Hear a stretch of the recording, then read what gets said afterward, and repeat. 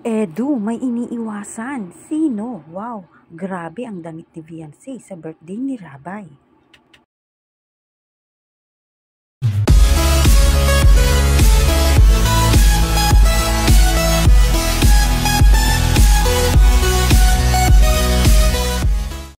Edu, may iniiwasan. Wow, grabe, damit ni Beyonce sa birthday ni Rabay. Tara, alamin natin. Kamusta po mga kalingap? Muling nagbabalik ang inyong lingkod, mini vlog. Naghahatid ng update tungkol sa mga kalingap. Kung bago ka pa lang sa aking channel, mag-subscribe na at huwag kalimutang mag-like para lagi kayong updated sa aking mga videos. Maaring tapusin po muna natin ang video bago po tayo magkomento.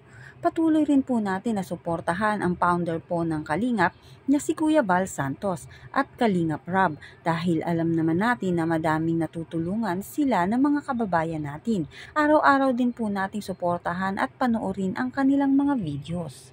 Sino nga ba ang iniiwasan ni Kalingap Edu ngayon?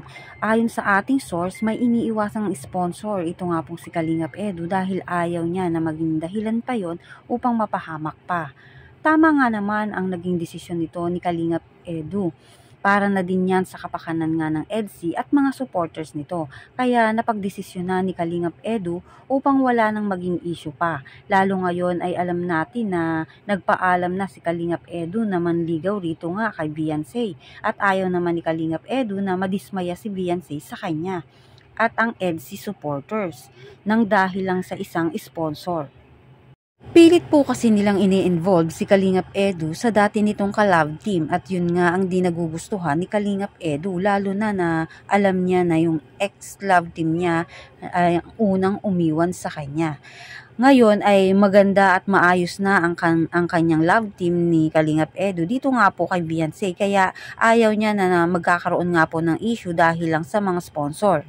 Dito naman tayo kay Beyonce. Talagang mapapawaw ka kay Beyonce sa mga kasuotan nito at sino-sino nga ba ang aabangan sa kaarawan ni Baby Rabay.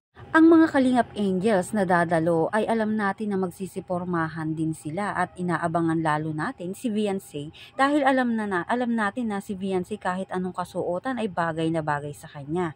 Nagpapasalamat nga din po itong si Kalingap Rob sa mga nagpaabot nga po ng regalo kay Baby Rabay at nais nga po ni Kalingap Rob lalo na sa kabataan na mas maganda na kabataan ay madaming dumalo at invited nga po ang lahat nga po ng beneficiaries nito gaya ng K-Angels. Ngunit alam natin ang bata ang pinakapangunahing invited sa kaarawan syempre ni Baby Rabay.